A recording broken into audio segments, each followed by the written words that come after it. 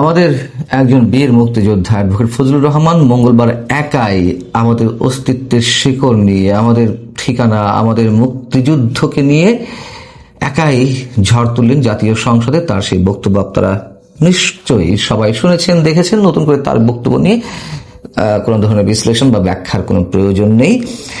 এবং সামাজিক যোগাযোগ মাধ্যমে অসংখ্য, পুরো বাংলাদেশে অসংখ্য মানুষ তাদের প্রতিক্রিয়া জানিয়েছেন। কিছু মানুষ আবার তার বিরুদ্ধেও প্রতিক্রিয়া তুলে ধরেছেন, ধরারই কথা। এখন এই বাংলাদেশে এখনো পর্যন্ত মুক্তিযুদ্ধের বিরোধী শক্তির একটা ভয়ঙ্কর আস্ফলন আমরা তো এখনো পর্যন্ত দেখছি। সেই জায়গা থেকে এগুলো খুবই স্বাভাবিক।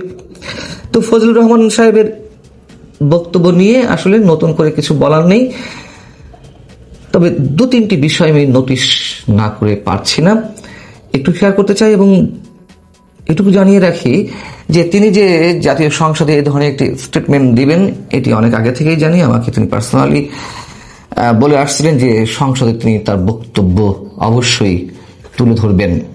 যা কিছু হয়েছে ডক্টর ইউনূসের জঙ্গি শাসনের সময় এবং গত 2 মাসে এখনো পর্যন্ত যা হচ্ছে নতুন নির্বাচিত সরকার আসার পর থেকে, সেই জায়গা থেকে আবার অনেকে প্রশ্ন করছেন যে ভাষায় যেসব বিষয় নিয়ে কথা বললেন অ্যাডভোকেট ফজলুর রহমান, তাতে তার সংসদ সদস্য পদ থাকবে তো? তার কারণ তিনি মন্ত্রিত্ব পাননি, বিএনপি সরকারে তার স্থান হয়নি। কেন হয়নি তা নিয়েও মানুষ এর মধ্যে নানান ধরনের বক্তব্য দিয়েছেন। যাই হোক, অ্যাডভোকেট ফজলুর রহমান যখন বলছিলেন যে বিরোধী দলের নেতা বলেছেন উনি মুক্তিযোদ্ধা পরিবারের লোক, উনি শহীদ পরিবারের লোক এবং উনি জামাত ইসলামী করেন, এটা ডাবল অপরাধ। মুক্তিযোদ্ধা পরিবারের কোনো সদস্য জামাতে ইসলামী করতে পারেনি। তো তার এই বক্তব্যের পরিপ্রেক্ষিতে আমি জানি বা আমরা জানতাম যে ডাক্তার শফিকুর রহমান নিশ্চয়ই তার বক্তব্য দিবেন জামাতের আমির, বা আমরা দেখলাম তো যে জামাতে ইসলামীর সংসদ সদস্যরা কি পরিমাণ হইচই শুরু করলেন। তো আমার ব্যক্তিগত আগ্রহের জায়গা থেকে খুবই খুবই প্রবল একটা ইচ্ছে ছিল যে তিনি কি বলেন শুনি। ডাক্তার শফিকুর রহমান কোন মুক্তিযোদ্ধা পরিবার থেকে এসেছেন, তার পরিবারে কে শহীদ হয়েছেন, এটা আমার জানার আগ্রহ ছিল, কিন্তু হতাশ হলাম। তিনি স্পষ্ট করে নির্দিষ্টভাবে কিছু বলেননি। তিনি এ নিয়ে বিনিয়ে অ্যাডভোকেট ফজলুর রহমান সাহেবকে আদালতের কাঠগড়ায় দাঁড় করানোর চেষ্টা করলেন এবং তাকে নাকি পার্সোনালি অ্যাটাক করা হয়েছে সেটি বলে তিনি তার নিজের কষ্টের কথা প্রকাশ করলেন। তার বক্তব্যটা ছিল যেরকম যে অ্যাডভোকেট ফজলুর রহমান পার্সোনালি আমাকে অ্যাটাক করেছেন, আমি শহীদ পরিবারের সদস্য কিনা উনি আমাকে চ্যালেঞ্জ করেছেন। কোন মুক্তিযোদ্ধা এবং শহীদ মুক্তিযোদ্ধা পরিবারে কেউ জামাতে ইসলাম করতে পারে কিনা ওনাকে কি তা জিজ্ঞাসা করে করতে হবে? এটি আমার নাগরিক অধিকার। আমি কোন দল করব, কোন আদর্শ অনুসরণ করব, এটা ব্যক্তিগত বিষয়। এর উপর হস্তক্ষেপ করার ন্যূনতম কোনো অধিকার রাষ্ট্র বা সংবিধান কাউকে দেয়নি। খুবই চমৎকার কথা। এবং তিনি বলছেন যে আমার আইডেন্টিটি নিয়ে প্রশ্ন করা হয়েছে। যখন কোনো ব্যক্তি স্পর্শকাতর বিষয়ে কোনো মিথ্যা স্টেটমেন্ট দিবেন তার বিষয়ে প্রশ্ন করা কোন পর্যায়ের অপরাধের মধ্যে পড়ে? এটা কি ধরনের অপরাধ হলো? অ্যাডভোকেট ফজলুর রহমান তো নিজের বিশ্বাসের কথা বলেছেন। কই ডাক্তার শফিকুর রহমান সাহেব তো পারলেন না তিনি স্পষ্ট করে জানাতে যে তার পরিবারের কোন সদস্য শহীদ হয়েছেন 71-এ, কে মুক্তিযোদ্ধা ছিলেন তার পরিবারের। আমি মঙ্গলবার বুধবার সকালে হঠাৎ করে দেশের প্রখ্যাত কার্টুনিস্ট শিশির ভট্টাচার্যের ফেসবুক পেজে একটা কার্টুন দেখলাম যে কেউ একজন সুশাসনমণ্ডিত কোনো ব্যক্তি হাতে পিস্তল নিয়ে হুঙ্কার ছাড়ছেন, আর ক্যাপশনে লেখা বিষয়টি ছিল এরকম যে তোর জিগায় আর রাজাকারি করতে হবে।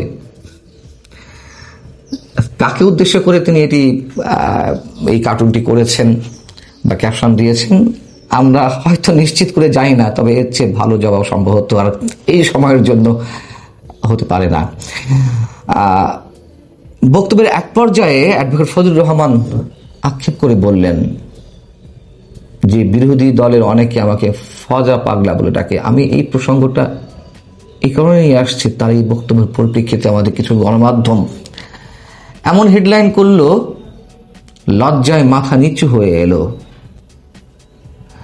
অ্যাডভোকেট ফজলুর রহমান তিনি নিজের সম্পর্কে বলেছেন যে তার সম্পর্কে মানুষ এই কথা বলেছেন, তিনি নিজের কষ্টের জায়গা থেকে, আবেগের জায়গা থেকে এই কথাটি তুলে ধরেছেন। এবং এটি তো আমরা জানি যে সবাই বলে, সবাই মানে অনেকেই বলে তাকে কটাক্ষ করে, তাকে ছোট করতে।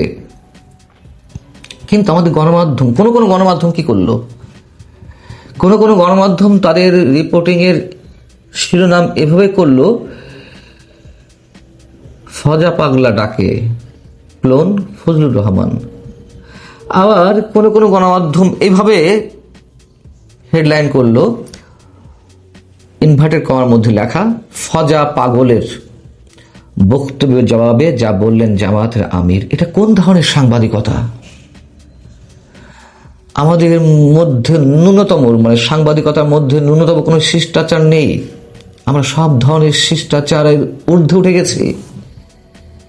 একজন মুক্তিযোদ্ধা তার আক্ষেপে কথা বলছেন, সেই শব্দগুলোকে হেডলাইন করতে হবে কিসের জন্য? কাটতি বাড়ানোর জন্য, নাকি অপমান করার জন্য, হেয় করার জন্য? তার এই বক্তব্যগুলো অবশ্যই তুলে ধরা যায়, আমি বলছি না তুলে ধরা যায় না, কিন্তু কেন হেডলাইনে এইভাবে ইনভার্টেড কমার মধ্যে অথবা তাকে উদ্ধৃত করে এই ধরনের শিরোনাম করতে হবে? এটা অবশ্যই ইন্টেনশনালি করা হয়েছে যারা করেছেন, সেটি ব্যবসায়ী জায়গা থেকে হোক অথবা একজন মুক্তিযোদ্ধাকে হেয় করার জায়গা থেকে হোক। ফজলুর রহমান আরেকটি গুরুত্বপূর্ণ বিষয়ে কথা বলেছেন যে এই কথাটা বলা অন্যায়। কোনটা?